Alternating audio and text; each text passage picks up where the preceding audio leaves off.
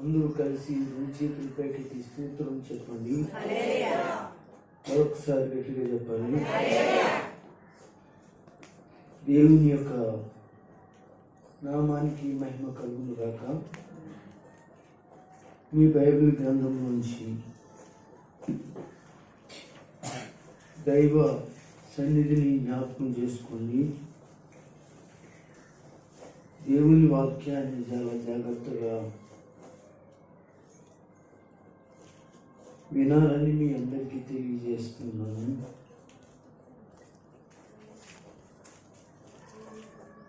ఈరోజు ఆయన సన్నిధిలో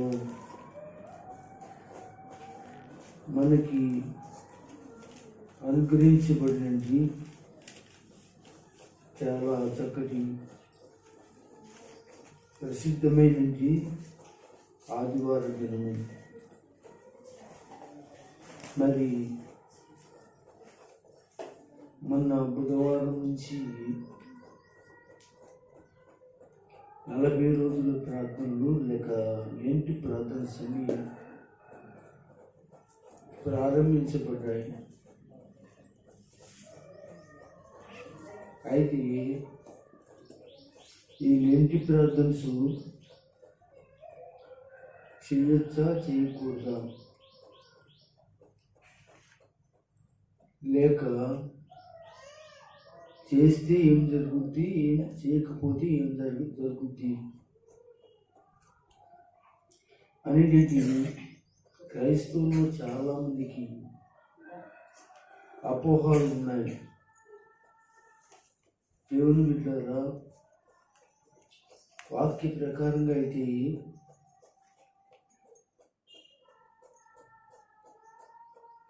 బైబిల్ వాక్య ప్రకారంగా అయితే 40 రోజుల ప్రార్థన అనేది ఏంటి ప్రార్థన అనేది మాత్రం లేవు. అయితే బైబిల్లో కొంతమంది భక్తులైన వారు 40 రోజులు ప్రార్థన చేశారు. ఆ 40 రోజుల ప్రార్థన యేసుక్రీస్తు వారి యొక్క శ్రమకాల ప్రార్థనలో 40 రోజులు నిండు ప్రార్థనలు లింకెట్టారు గనుక మోషే 40 దినాలు ప్రార్థన చేశాడు. యేసు ప్రభు వారు 40 దినాలు ఉపవాసం ప్రార్థన చేశాడు.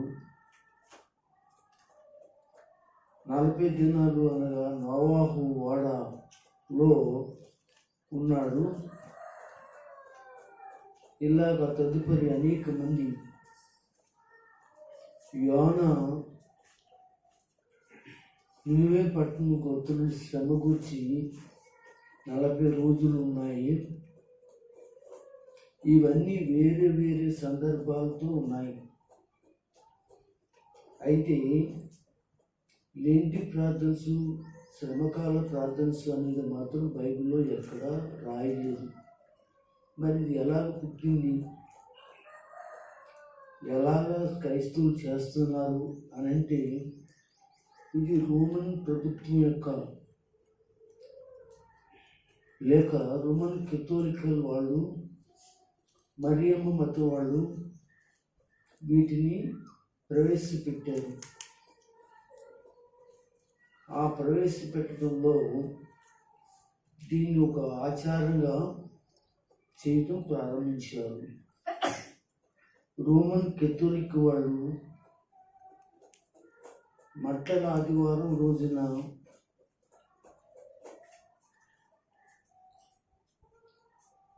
అంటే ఇది 16వ శతాబ్దంలో 12వ శతాబ్దంలో జరిగిన సంగతులు ఇప్పుడు కాదు. అప్పుడు ఎక్కువగా రోమన్ కెథోలికల్ ప్రపంచమంతా కూడా ఒక పేరు పొందినట్టు ఒక పెద్ద సంఘముగా ఉంది. అయితే వాళ్ళు మట్టల ఆదివారం తీసుకొచ్చిన మట్టలన్నీ కూడా ఏం చేస్తారంటే ఈ సంవత్సరం తీసుకొచ్చిన మట్లన్నింటినీ కూడా వచ్చే సంవత్సరం దాకా ఉంచుతారు. ఇలా జాగ్రత్తగా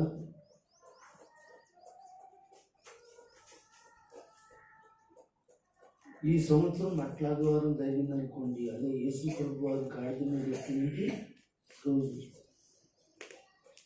ఆ రోజు అందరూ కూడా క్రైస్తవులు అందరూ కూడా లేక రోమన్ కథోలిక్ వాళ్ళు తీసుకొచ్చినటువంటి ఆ మట్టలు ఏవైతే ఉన్నాయో అవన్నీ కూడా వచ్చే సంవత్సరం వరకు ఉంచి దాన్ని ఏం చేస్తారంటే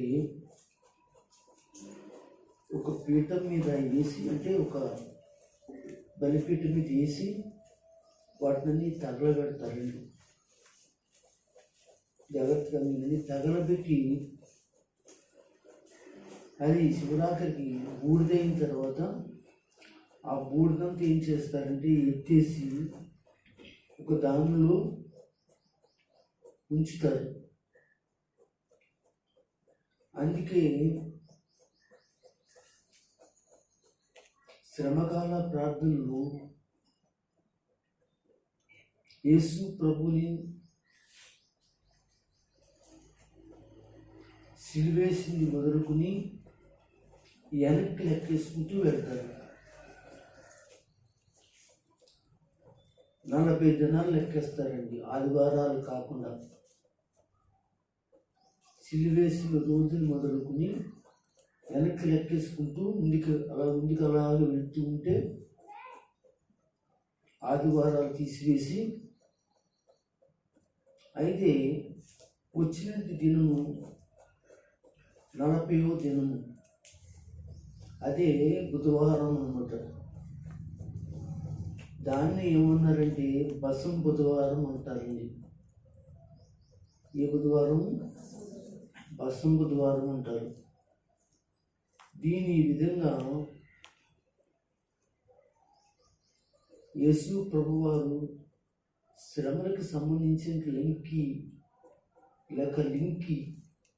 లేక దానికి సంబంధించింది కాదు. ఇది రోమన్ కథోలిక్ వాళ్ళు పెట్టినది ఒక సాంప్రదాయమైన పరిస్థితి. అప్పటి నుంచి కూడా అది అలాగ జరుపుకుంటూ వస్తుండగా శివరాత్రికి పొటాటన్స్ అనబడిన సంఘాలు ఏదైతే ఉన్నాయో ఆ సంఘాల్లో కూడా ప్రవేశించడం జరిగింది. అయితే ఇప్పటికీ కూడా రోమన్ కథోలిక్ వాళ్ళు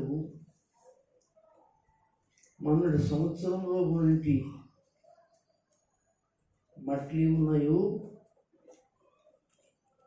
మళ్ళీ బసం బుధవారం అనే రోజున ఏం చేస్తారంటే దాన్ని బూడిద చేసి బూడిద బుధవారం అంటారండి. దాన్ని ఏ బుధవారం?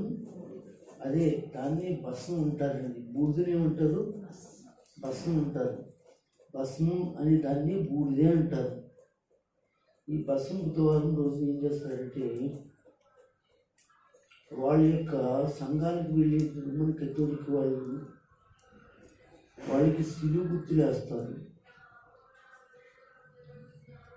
ఆ సిలువ గుర్తులు వేయటం వల్ల వాళ్ళు మోక్షంలోకి వెళ్తారు, వాళ్ళ పాపాలు క్షమించబడతాయి, వాళ్ళు పశ్చాత్తాపడతారు, వారు దేవునికి వారసులని వాళ్ళు కట్టుకథ అల్లి ఏం చేశారంటే చేస్తుంటారు. అది వాళ్ళు ఇప్పటికీ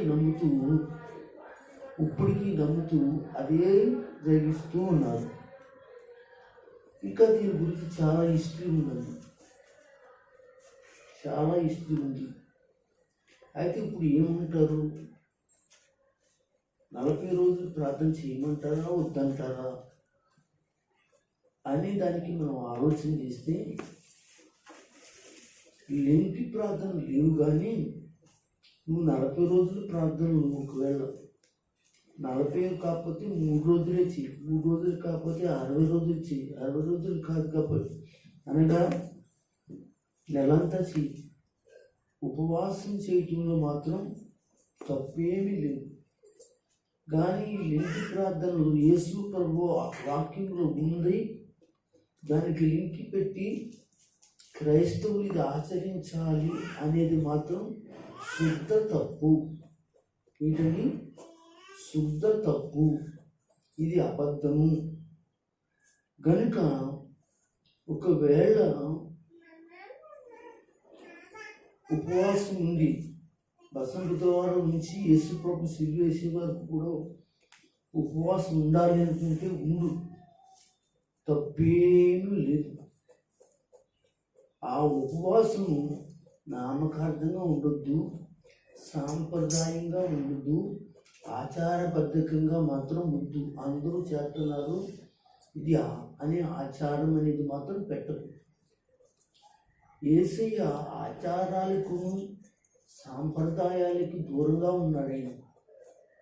అలాంటి ఉన్న ఆయన్ని మనము, ఆయన శ్రమల్ని మనము సాంప్రదాయబద్ధకంగా పెట్టి మనము శ్రమ దినాలని చెప్పి ఆ బుధవారం అని స్టార్టింగ్ చేయటం కాదు. అంతకు ముందు నుంచి చేయొచ్చు, తర్వాత కూడా చేయొచ్చు, తర్వాత 40 రోజులు వెళ్ళిపోయిన తర్వాత కూడా మనం ఉపవాసం ఉండొచ్చు, తప్పేమీ లేదు. కనుక నేను అంటాను, ఈ సమయంలో మీలో చాలామంది ఈ బుధవారం నాడు స్టార్ట్ చేసి శిలువ శ్రమలు అనబడి ఆచరిస్తూ ఆయన 40 రోజులు కొండ మీద ప్రార్థన చేశాడు కదా, దానికి దీనికి అసలు సంబంధమే లేదు. ఆయన పరిచర్య నిమిత్తము అభిషేకించబడి ఆయన 40 దినాలు ఉపవాసం ఉండి ప్రార్థన చేశాడు. అది మాదిరిగా పెట్టుకో, తప్పేం లేదు. సత్యముగాను, యథార్థంగాను, నీతిగాను, భక్తిగాను, భయభక్తులతో ఉపవాసం ఉంది. అంతేగాని ఆయన సిలువేశాడు కనుక ఆ సిలువుని బట్టి 40 రోజులు మనము ఉపవాసం ఉండి చేయాలని కాదు. ఉపవాసం ఉండి అది చేయాలని మాత్రం సాంప్రదాయంలో లేదు, ఆచారంలో లేదు బైబిల్ అని ఆయన మనకి రాసి ఉంచలేదు. అయితే ఇది పెద్దలు పెట్టింది, లేకపోతే పూర్వీకులు పెట్టింది. మరి వాళ్ళు పెట్టింది మనం చేయకపోతాం తప్పు కదండి అని అనొచ్చు. నేను అంటాను, తప్పు కాదు. యేసు ప్రభు చెప్పింది చేయకపోతే తప్పు. యేసు ప్రభు వారు చెప్పింది మనం చేయకపోతే దేవుని దృష్టిలో తప్పు. మనుషుడు పెట్టినవి మనం చేయవలసిన పని లేదు. అయితే ఇందులో ఒక క్రిటిక్ ఉందండి. ఈ యొక్క 40 రోజులు ప్రార్థన చేసేవాళ్ళు వేసుకునే డ్రెస్, రోజు వేసుకునే డ్రెస్ వేసుకోరు. మెళ్ళలోనేమో మాల వేసుకుంటారండి, స్వామి మాల, యేసు స్వామి మాల వేసుకుంటారు. అది చెప్తున్నాను, ఎంతకు తప్పుడు సిద్ధాంతం. డ్రెస్ కోడ్ వేరు. రెండోది, ఏ రకములైన మాంసాలు తినరు. బైబిల్లో చెప్పలేదు ఎక్కడ. ఏ రకమైనది పడకల విషయంలో కిందే పడుకోవాలి, నేల మీదే పడుకోవాలి ఈ 40 రోజులు అనేది ఎక్కడా లేదు బైబిల్లో. చెప్పులు వేసుకోకూడదు, తలకు నూనె రాసుకోకూడదు, అలాగే పూలెట్టుకునేవాడు పూలెట్టుకోకూడదు, సోప్స్ వేసుకునేవాడు సోప్స్ వేసుకోకూడదు. రకరకాలుగా ఆచారాలండి. ఏమండి, కనీసం మాంసం కూడా ముట్టుకోవడానికి ఇల్లేదు. నేను అంటున్నాను, నీ ముట్టుకోకపోతే ముట్టుకుపోయాడు. నీ భర్తకి ఉండి పెట్టాలి కదా. దేవుడు అలా చెప్పాడా? చెప్పలేదే. నీ ఉపవాసం తప్పులేదు, ప్రార్థన చేయ 40 రోజులు. నీ భర్తకి విరోధంగా, దేవుని వాక్యానికి విరోధంగా ఒకవేళ నీకు మాంసం ఇష్టం లేకపోతే మాంసం ఇష్టం లేని వాళ్ళు ఎవరున్నారండి? ఎవరున్నారంటే 40 రోజులు చేసేవాళ్ళే. ఎక్కడ క్రైస్తవ సంఘాల్లో కానీ అన్యుల సంఘాల్లో కానీ ఆ రకాలు వాళ్ళు ఏం చేస్తారంటే చాలా నిష్ఠగా ఉంటారు. ఆ 40 రోజులు ఉంటారు కానీ ఉన్న రోజులు ఉంటారు. మరి తర్వాత తాగేవాళ్ళు తాగుతారు, తిట్టేవాళ్ళు తిడతారు, మాంసాలు తినేవాళ్ళు తింటారు, ఇలా రకరకాలుగా చేసుకునేవాళ్ళు చేస్తారు. అయితే మనం క్రైస్తవ భక్తిని నాశనం చేయకూడదు. మన భక్తిని బట్టి అనేక మంది మార్చబడడానికి ఆత్మీయంగా ఉపవాసం ఉండు, ఆత్మీయంగా భక్తి కలిగి ఉండు, ఆత్మీయంగా 40 రోజులు ప్రార్థన చేయి, ఆత్మీయంగా ఉండు. కనుక ప్రియమైన వాళ్ళారా, మీ జీవితాల్లో ఎక్కడైనా ఎప్పుడైనా ఇటువంటి కనపడితే అది నిజం కాదు, కానీ ఉపవాసం ఉండడం మాత్రం నిజం. అది 40 రోజులు కావచ్చు, 60 రోజులు కావచ్చు, 3 రోజులైనా కావచ్చు. కనుక దయచేసి ఈ యొక్క బూడిద బుధవారం లేక బసం బుధవారం సరిగ్గాని అందరూ స్తోత్రం చెప్పండి. హల్లెలూయా. అయితే ఈ 40 రోజులు కాకుండా యేసు ప్రభువు వారు యెరూషలేము వెళుతూ వెళుతూ ఊరేగింపు జరిగింది. గాడిద మీద ఊరేగింపు జరిగింది. అక్కడి నుంచి ఆయన శిలువ మీదకి ఎక్కే వరకు కూడా వారం దినాలు. దాన్ని ఏమన్నారంటే పరిశుద్ధ వారము అన్నారు. దాన్ని ఏంటండి? పరిశుద్ధ వారము. దీన్ని బైబిల్లో ఉంది. ఈ వారం రోజులు ఆయన ఎక్కడెక్కడ సంచరించాడో, ఎక్కడెక్కడికి వెళ్ళాడో, ఎక్కడెక్కడ ప్రసంగాలు చేశాడో, ఏ చోట్ల అయితే వెళ్ళాడో, తర్వాత ఆయన మరి శిలువ మీదకి వెళ్ళే వరకు కూడా ఆయన సంచరించిన ప్రదేశాలు, వాక్యాలు బైబిల్లో ఉంది. కనుక వీటిని మనం ఆచరణలో తీసుకోవచ్చు. వీటిని ఆచరణలో తీసుకుని హోలీ ప్రేయర్స్ అని కూడా చాలా సంఘాలు చేస్తారు. అంటే పరిశుద్ధ వారము అని ఏర్పాటు చేస్తారు. అప్పుడు ఉపవాసం ఉండు, పొద్దున్నే సాయంత్రం దాకా ఉండు, తప్పేం లేదు హోలీ ప్రేయర్స్ కలిగినప్పుడు.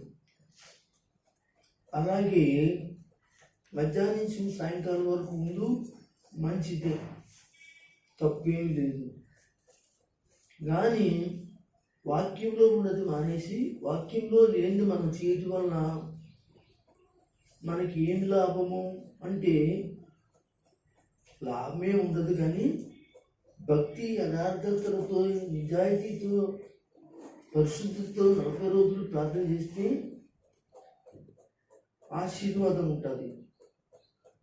అంతకంటే ముఖ్యమైనది హోలీ ప్రేయర్స్ అని పరిశుద్ధ వారమని మనము ఏర్పాటు చేసుకుని దాన్ని సంఘాల వాళ్ళు ప్రేయర్ చేస్తారు. కొన్ని సంఘాలు, చాలా సంఘాలు ఉన్నాయండి. ఆ సంఘంలో మన సంఘం కూడా మట్ల ఆదివారం మొదలుకుని యేసు ప్రభు వారు సిలువేసి వరకు వారం రోజులు సంఘం అంతా ఉపవాసం ఉండి ఆ పరిశుద్ధ వారంలో అందరూ కూడా సాయంత్రం అట్లా కూడుకొని వాక్యం విని ప్రభు పాదాల దగ్గర ఆ సిలువ మరణాన్ని కొరకే రాజుగా నీవు వచ్చావు, సిలువకు అప్పగించబడుతున్నావు అని చెప్పి ప్రార్థన చేయటమే అవి హోలీ ప్రేయర్స్ అంటారు. అలాంటి చేయడం మంచిది, తప్పు ఏమి కాదు. దేవునికి స్తోత్రం చెప్పండి. నేను చెప్తున్నాను, నేను మాట్లాడుతున్న మాటలో ఒకరిని దేశించడం కాదు, అంటే ఒక సంఘాన్ని కానీ ఒక సమాజాన్ని దేశించడం కాదు. చేసుకో, తప్పేం లేదు. ఏ సంఘమైనా చేసుకోవచ్చు, కానీ చేసుకునేది మాత్రం ఆచారబద్ధంగా సంప్రదాయబద్ధంగా ఉంది, చేయాలి అనే ఆలోచనతో మానేసి భక్తి కలిగి నీతి కలిగి యథార్థం కలిగి దేవుని సన్నిధిలో చేయడానికి ఇష్టపడాలని వాక్యం సెలవిస్తుంది. దేవునికి స్తోత్రం చెప్తాం. సరే, మన వాక్యంలోకి వెళదాం. ఎందుకంటే ఈ మాటలు చెప్పానో తెలుసా, చాలామంది అది నిజమనుకుని నమ్మేవాళ్ళు ఉంటారు కదా. నమ్మి ఏం చేస్తారంటే పెళ్లి చేసుకోరు, పుట్టినరోజు అనగా ఇల్లు కార్యక్రమం చేసుకోరు, అదే అనగా ఓపెనింగ్ చేసుకోరు, పెళ్లి సంబంధాలు చూసుకోరు, ఇంకా చెప్పాలంటే చాలా చాలా ఎందుకు శ్రమలు కలుగుతాయటండి. సరేగానండి, శ్రమల కాలం అయిపోయిన తర్వాత పెళ్లి చేసుకో, శ్రమల కాలం అయిపోయిన తర్వాత ఇల్లు కట్టుకో, శ్రమకాలం అయిపోయిన తర్వాత ఏదైనా చేసుకో. అప్పుడు నీకు శ్రమ ఉండదేమో, నాకు ఒకసారి వచ్చి చెప్పు. కష్టం ఉండదేమో నీకు చెప్పు ఒకసారి. ఎందుకండి ఇవన్నీ? కనుక ఇవన్నీ కూడా తప్పుడు బోధలు, సరైన మంచి బోధలు కాదు. అలా అనుకుంటే ఒక స్త్రీ గర్భవతి అయింది, శ్రమల కాలంలో ప్రసవిస్తూ ఉందనుకోండి, ఏం చేస్తాం? మనం అడ్డుకుంటానికి సరిపోతామా? ఇంకా పుట్టాడనుకోండి, ఆ బిడ్డ శ్రమల్లో పుట్టాడు అని వాడిని వేరే రకంగా చూస్తామా? కాదు కదా. మనం చూసే వాటిలో, మనం ఆలోచించే వాటిలోనే తప్పు రైట్ ఉందండి. కనుక దయచేసి మన చూపు మారాలి, మన మనస్సు మారాలి, మన విధానం మారాలి. అప్పుడే దేవుడు వాక్యాన్ని మనం చేసిన వారమై ఉంటాం. దేవునికి స్తోత్రం.